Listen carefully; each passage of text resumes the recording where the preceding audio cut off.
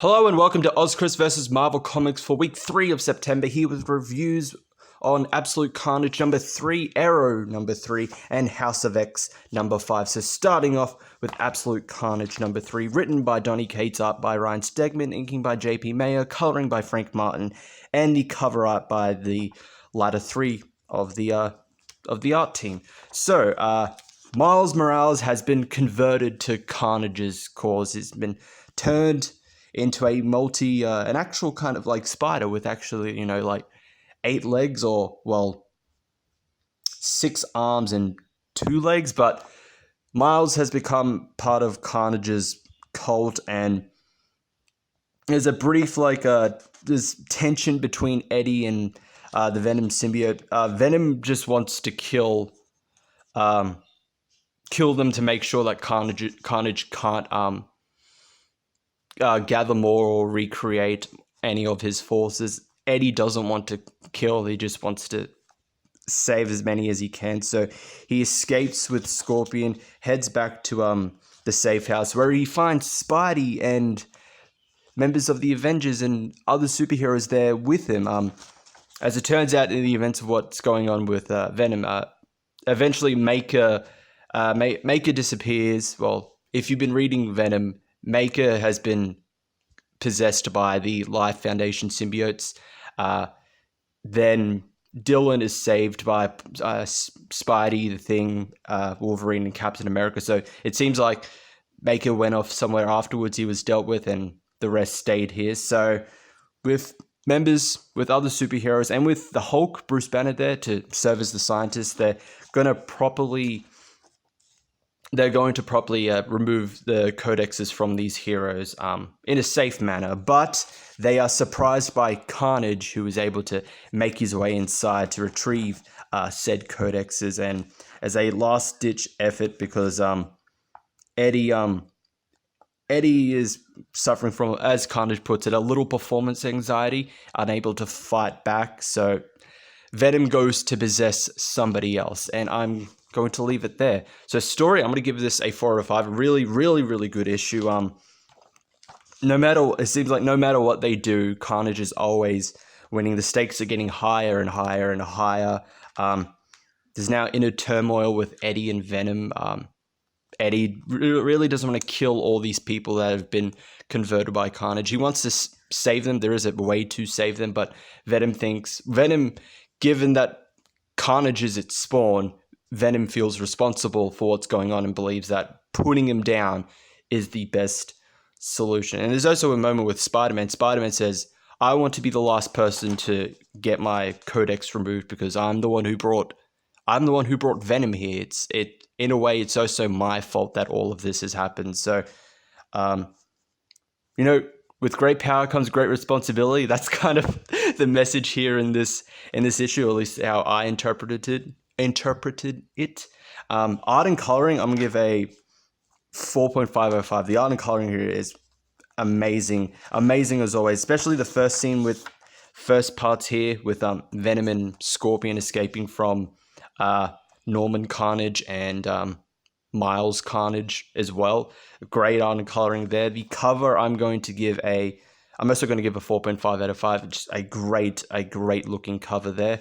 So on to Aero number 3, written by Zhao Lifen, art by Kang, the cover by Kang as well, and then you have the Aero and Wave story by Greg Pak and Alyssa Wong, and the art by Pop Mahan, and coloring by Federico Blee. So Aero is confronted by her former master's new apprentice, Keystone, and the two fight it out. Aero believing that given her powers, she's superior to Keystone and is able to win the fight.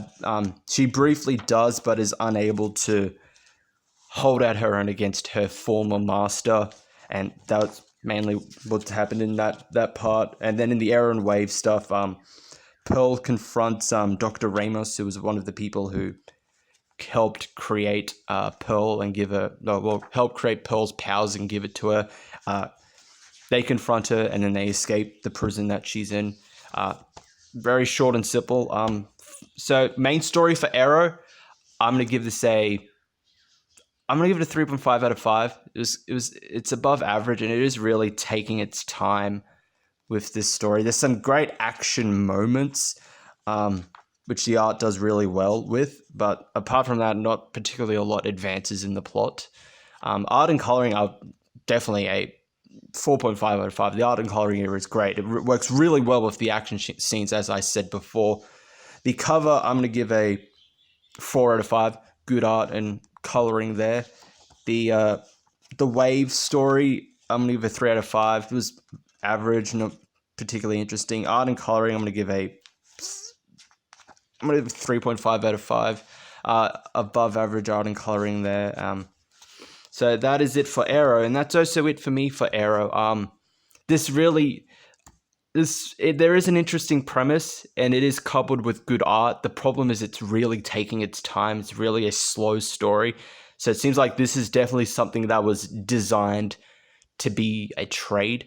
So I really don't have... So I used to be patient with stuff. Like, I'm going to read it till the end of like the first story and I'll drop it. But I really have no patience with this. This is slower than like Marvel standards of comics, with like dragging out stories for a trade. It's really slow. There's hardly anything progressing with the main story, and the wave stuff I don't particularly care about. So I gave you a chance. I'll probably pick up the trade to see how like the full story goes, but that is it for Aero for me. So on to House of X number 5, written by Jonathan Hickman, art by Pepe Larraz, coloring by Marte Gracia, the cover by the latter two. So we get in the introduction, we are introduced to the five that help recreate the X-Men, literally recreate the X-Men. Each of them with their powers helps recreate the X-Men to like this opening scene that we saw in House of X number 1, where Charles greets the newborn mutants and, you know, to me, my X-Men, and then he helps give them all their memories back. So the X-Men that just died, they're all back. Cyclops, Wolverine, Jean, all of that, they're all returned. They can all be reborn, but the process is something that kind of hurts Charles when he does it. So their mutants are all reborn, but Charles still has to deal with the United Nations, what's going on, their whole diplomacy, and also the stuff having learned about Orchis, then the Mother Mold and all that. So that's mainly what goes on within this issue. So, and plus they get a few more mutants to help with them, one of which is on the cover. So story, I'm going to give this a 4 out of 5. It's good. We're learning a little bit more, and I am starting to think that maybe my whole they're actually just copies things could be true, considering another mutant who is working with them is Proteus, a villain, and it just seems too easy that everyone seems to be working with each other.